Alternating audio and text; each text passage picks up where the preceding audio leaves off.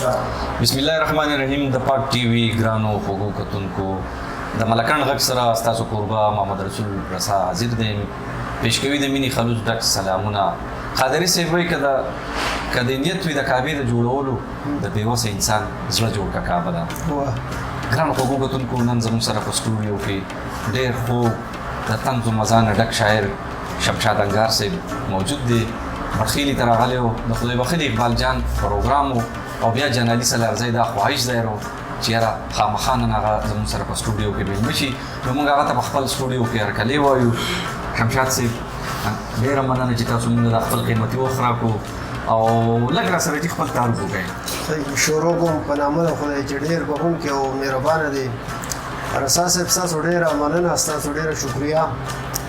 زه د ملکړ ایجنسۍ د یو وړوکي غونډه کلي د کوپر محمد پټي سره تعلق ساتم. اول ته پیدا شوم او تر دې د مال ته اوسېږم. شاعري چې د وړوکوالي نه کوئ؟ شاعري زه چې په اتم کلاس کې وم چې ما به شاعري کوله، تقریبا چې د 85 نه زه شاعري کوم تقریبا.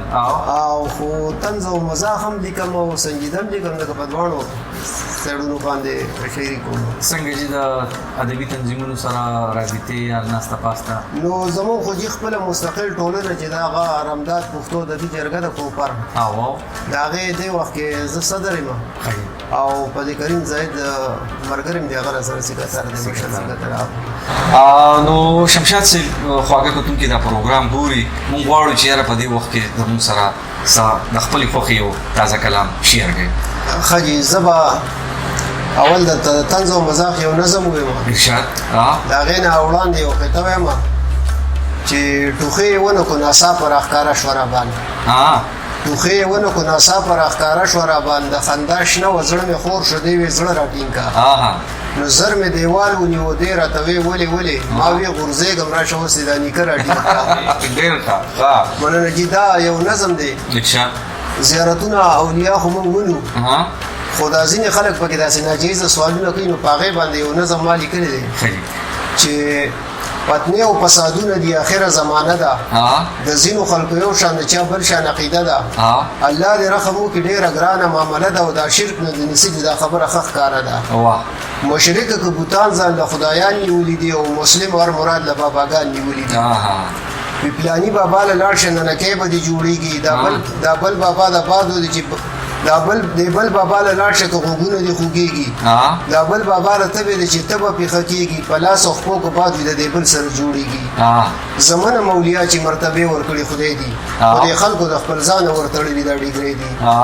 څوک لاړ شي باباګانو له څاروي به ترې نه غواړي، څوک وایي بېروزګار یم نوکري به ترې نه غواړي، څوک وایي دولت را نغدې بیخي به ترې نه غواړي، او څوک وایي کور مې نشته دی بچي به ترې نه غواړي. یو کس دلبار کې ناست و داسې ورو ورو بوڼېدو چې غوږ مې ورته کېښود واده یې دې غوښتو. نو یو څو ښځې راغلې وې د عمر نه پخې وې، په چغو باندې سر وې غورځولې یې بورقې وې، چې خیال مې ورته وکړو بس د کوپر نظارې وې او چاپېره د زیارت ته په سجده باندې پرتې وې. څه بل شان عجیبه شانته سوالونه یې کول او د قبر چې څه کاڼي وو دوی ځان پورې مګله. نو یوې وې بابا خاوند مې نه مني خبره، تعویز او دم درود پې اثر نه کوي د سره. دې بلې وې زما خو هم د خاوند نه کېږي یاره او دا کور ترې نه خالي که چې بیا ګرځم بې خطره. نو د ده نه کونډه ښه یم بابا وایي که څه غمه دا کار دې ونه کړو کرامات دې نه منم.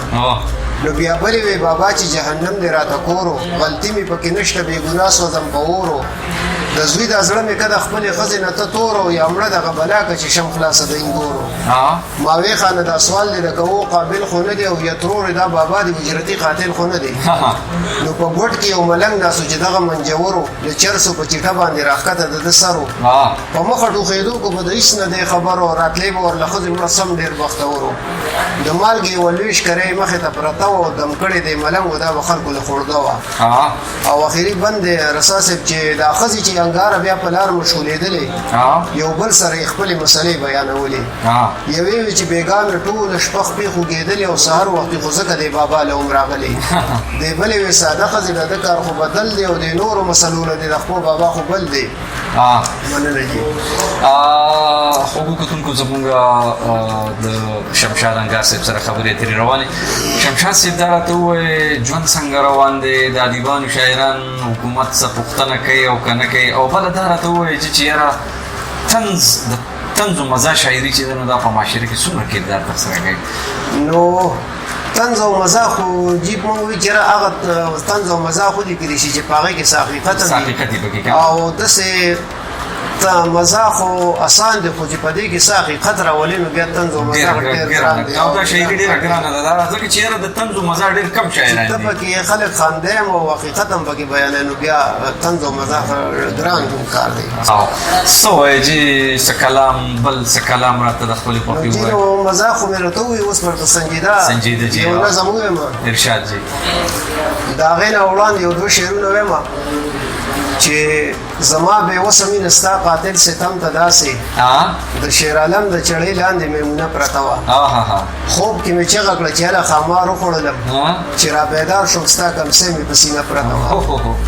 دا یو نظم دی، مورن نظم دی، په میره مور باندې ما لیکلی دی، د هغې چې کوم بل اړخ دی هغه طرف پکې چړلی دی جی. چې زیړ مازدیګرو د یو کلي څه پخوا تېرېدم، خیال له شعرونه مې راتلم او یې غزل جوړومه، چې ناڅاپي په یوه ګڼه مې نظر پرېوت او یو څو کسانو ورغستې کوږو جنازه، خلک خاموشه زنګېدلي وو، روان ورپسې د غم نیولي وو د هر چا د مرۍ رګونه. ما یو بابا نه تپوس وکړو مې دا څوک مړه دي؟ هغه لږ چپ شو، د اوږدې ساه اخیستو نه وروسته شونډې یې ورپېدې ډېر په جړغوني اواز وي بچیه دا ډېره د غم او د افسوس کیسه ده. دا یو داسې مسافره بې اثرۍ مړه ده، د دې څوک نو د خدای پاک په دې لویه ځمکه دا لا وړه وه چې تیمور د مینې لاس واخیستو، مور یې د دې دنیا له لاړه دا تنخوا پاتې شوه، د دې نه رور و نه یې خور و نه یې ترور و، چېرته د دې څه کمه ما یو هغه پخوا مړو، د دې د پلار او ترونو خو خپل مس کې نه لګېد، هغوی خو هم دې له لاس د مینې په سر نه وایخي، دې خپله ټوله زندګي په سرو لمبو تېره کړه، دا د میرې مور په څپېړو کې رالویه شوله، دغې ظالمې دې ته پلار خو دښمن کړی و، خپل هغه به بې ګناه وخله ټکوله موده، د دې به یو ساعت د سترګو اوښکې وچې نه شوې، دې په دې تراړو شونډو چېرته کې خندلي نه وو، دې نه مېرګاټې نه بوډیانې نه چندرو کړې وه، که زړه یې ډېر کېدو د نورو ماشومانو په شان، دې عمر تېر کو په خپل کور کې د زندان په شان، دا د میرې مور نه دې چاته راتللې نه شوه، دې چېرته نوې پیزار نوې جامې کړې نه وې، د دې بار وخت شلېدلې لوپټه په سر وه، دې د اختر دې په اختر کې خو نکریزې چېرته غوښتې نه وې، دې د ریشو ستارو ارمان په زړه کې ساتو، د پیغلتوب په وړمبي پاټ کې چې خپه کېښود، مور عزت ته د تهمت رسۍ ور واچوله، د پلار دښمنه شوه، بېګا په نیمه شپه ډزې شوې چې خلک ورغې په وینو کې لت پت پرته وه، دغې ظالم د دې ظالمې په شیطانه باندې د دې ماشومې د وجود نه مړدکي ایستې دي، په زندګۍ کې خپل خپلې لاسونه نن سره کړه، خو په نکریزو نه، هغه په خپلو وینو باندې، د دې څوک نه وو، ګاونډیانو دا خپل کور ته یوړه، نن د پردي کوره د دې سره جنازه ووته، د دې به هم په زندګۍ کې څه ارمان وکنه، دې به د نورو ماشومانو شان سیالي غوښتله، دې بدنصیبې چېرته مینه خو ونه لیدله، خدای خبر دی ماشومې څومره ارمانونه یوړل، بابا چې وکړه دا قصه زما غزل هېر شو، ما وی انګاره دا قصه تصویر کول غواړي، ما وی انګاره دا قصه تصویر کول غواړي. وکتونکو نن تاسو زموږ په سټوډیو کې شمشاد انګار صاحب واورېدلو، او یقینا چې یاره د هغه د طنز و مزاح شاعري ده او که سنجیده شاعري ده، په زړه پورې شاعري ده، او سړی ته ډېر خوند ورکوي، او سړی وایي چې یاره ما